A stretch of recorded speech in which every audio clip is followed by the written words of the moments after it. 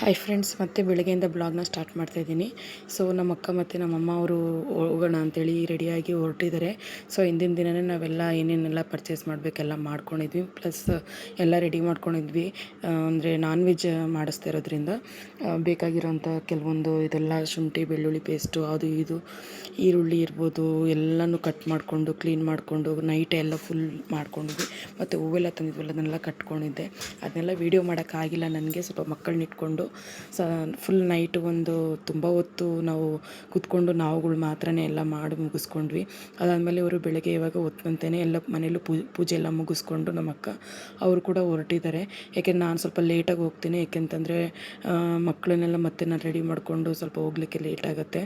ಮತ್ತು ಅವ್ರು ಏಕಂತಂದರೆ ಅವ್ರಿಗೆ ಬೆಳಗ್ಗೆನೇ ಈಗ ಕುರಿ ಎಲ್ಲ ತೊಗೊಂಡಿದ್ದಾರಲ್ಲ ಅದನ್ನೆಲ್ಲ ಕಟ್ ಮಾಡಿಸ್ಬೇಕು ಅಂತಂದರೆ ದೇವರಿಗೆ ಅದನ್ನು ಪೂಜೆ ಎಲ್ಲ ಮಾಡಿಸಿ ಪೊಂಗಲೆಲ್ಲ ಇಡಬೇಕು. ನಾನ್ ವೆಜ್ ಮಾಡ್ತಾ ಇರೋದ್ರಿಂದ ಮುಂಚೆನೇ ವೆಜ್ ಮಾಡಿ ದೇವರಿಗೆ ಪ್ರಸಾದ ಇಟ್ಟು ಆಮೇಲಿಂದ ನಾನ್ ವೆಜ್ ಇದು ಮಾಡಬೇಕು. ಅದಕ್ಕಾಗಿ ಅವರು ಬೇಗನೆ ಹೊರಟಿದ್ದಾರೆ. ಸೊ ಹಂಗಾಗಿ ನಾವು ಸ್ವಲ್ಪ ಲೇಟಾಗಿ ಹೋಗೋಣ ಅಂತಂದ್ಬಿಟ್ಟು ಹೊರಟಿದ್ದೀವಿ.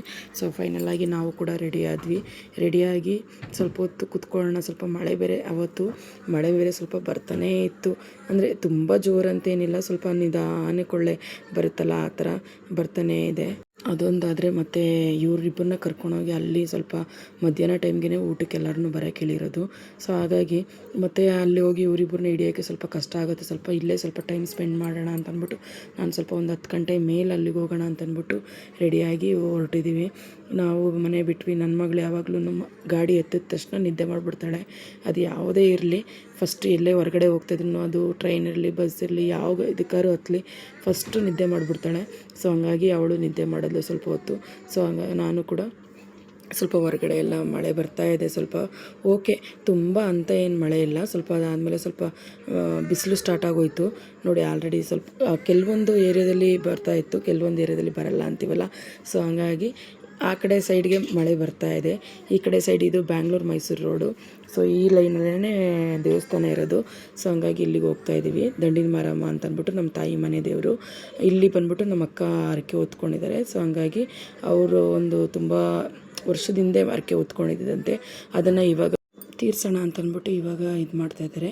ಅದರಲ್ಲೂ ಬಂದ್ಬಿಟ್ಟು ಯಾವುದೇ ಒಂದು ಆದ್ರೂ ಅದಕ್ಕೊಂದು ಟೈಮ್ ಅಂತ ಬರಬೇಕಲ್ವ. ಸೊ ಹಂಗಾಗಿ ಸ್ವಲ್ಪ ಲೇಟ್ ಆಯ್ತು ಅಷ್ಟೇ.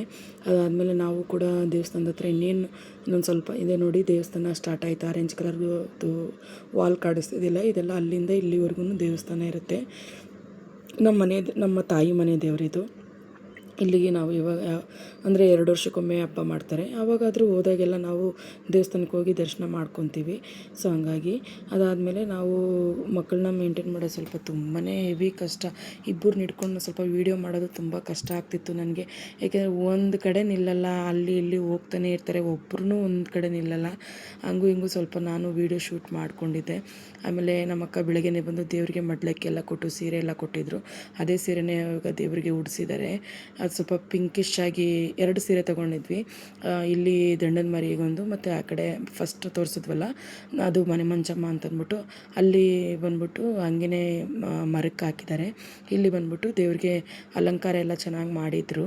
ಆದಮೇಲೆ ಸ್ವಲ್ಪ ಮುಗಿಸ್ಕೊಂಬಿಟ್ರೆ ಪೂಜೆನ ಅಂತಂದ್ಬಿಟ್ಟು ನಾನು ಕೈ ಮುಕ್ಕೊಂಡು ಹೋಗೋಣ, ಇನ್ನೂ ಅಡುಗೆ ಆಗ್ತಾಯಿತ್ತು. ಸರಿ ಕೈ ಮುಕ್ಕೊಂಡು ಹೋಗೋಣ ಅಂತಂದ್ಬಿಟ್ಟು ನಾನು ದೇವಸ್ಥಾನದ ಒಳಗಡೆ ಬಂದೆ.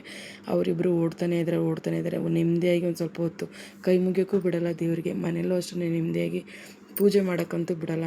ನಾನು ಗದರಿಸ್ತಾನೇ ಇರಬೇಕು ಇಬ್ಬರನ್ನು ಕಂಟ್ರೋಲ್ ಮಾಡಿಕೊಂಡು. ಸೊ ಆಗೋ ಈಗೋ ಸ್ವಲ್ಪ ಪೂಜೆ ಹೆಂಗೋ ಮಾಡ್ಕೊಬೇಡ ಮತ್ತು ಅಂತಂದ್ಬಿಟ್ಟು, ಏಕೆಂದರೆ ಶುಕ್ರವಾರ ಟೈಮಲ್ಲಿ ಬಂದ್ಬಿಟ್ಟು ದೇವಸ್ಥಾನದಲ್ಲೆಲ್ಲ ರಶ್ ಇರುತ್ತಲ್ಲ, ಅದೆಲ್ಲ ಆಷಾಢ ಮಾಸದಲ್ಲಿ ರಶ್ ಇರುತ್ತಲ್ವ.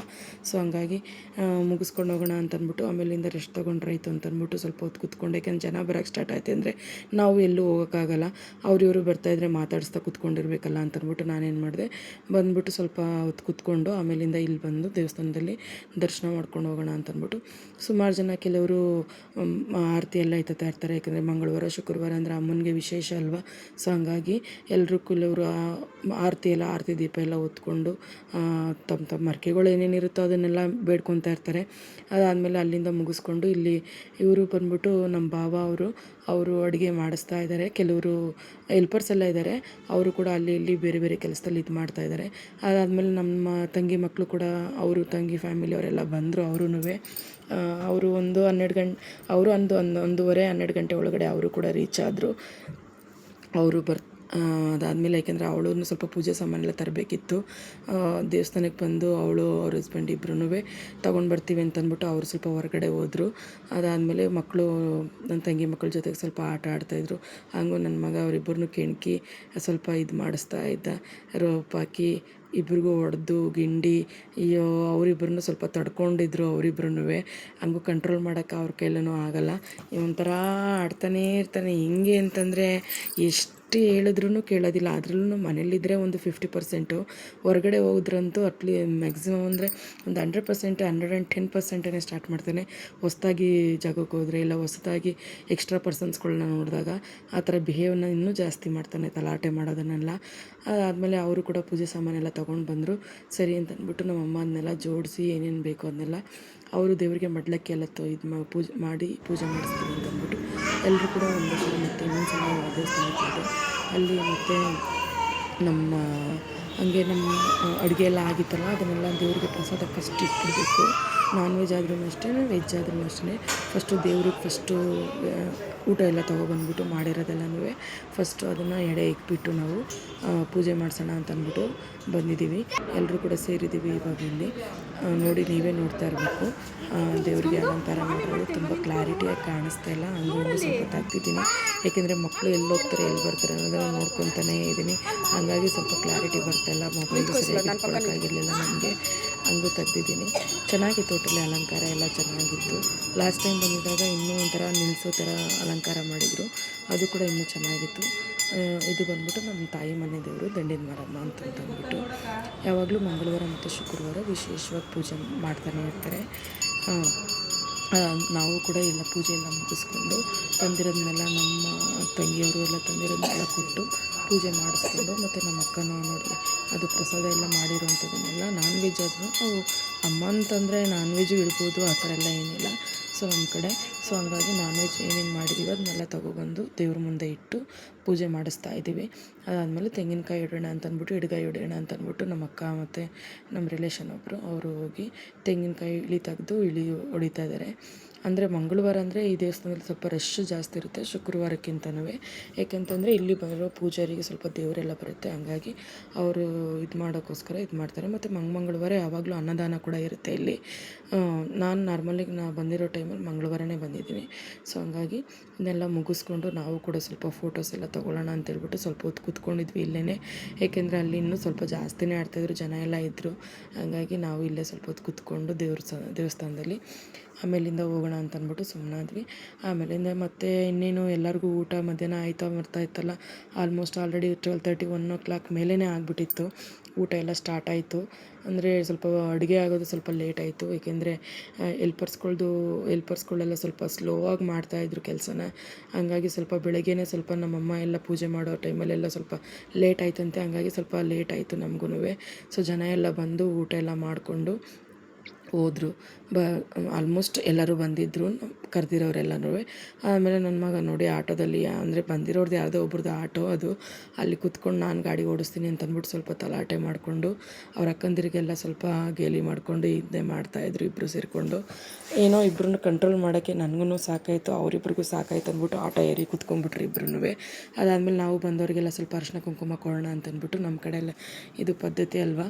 ಸೊ ನಾರ್ಮಲಾಗಿ ಯಾವುದೇ ಫಂಕ್ಷನ್ಸ್ ಇದ್ರೂ ಫೈನಲ್ ಆಗಿ ಅರಿಶಿನ ಕುಂಕುಮ ಕೊಡೋದು ನಮ್ಮ ಒಂದು ಅಂದರೆ ನಮ್ಮ ಟ್ರೆಡಿಷ್ನಲ್ ಇರೋವಂಥ ಒಂದು ಸಂಸ್ಕೃತಿ ಅಲ್ಲ. ಸೊ ಹಂಗಾಗಿ ಬಂದಿರೋರಿಗೆಲ್ಲರಿಗೂ ಊಟ ಎಲ್ಲ ಮುಗಿಸ್ಕೊಂಡು ಬಂದಮೇಲೆ ಅವ್ರಿಗೆ ಅರಿಶಿನ ಕುಂಕುಮ ಎಲ್ಲನೂ ಕೊಟ್ವಿ. ಸಿಂಪಲಾಗಿ ಅಷ್ಟೇ ನಾವು ಮಾಡಿಸಿದ್ದು, ತುಂಬ ಇದಾಗಿ ಮಾಡಿಸಿರಲಿಲ್ಲ.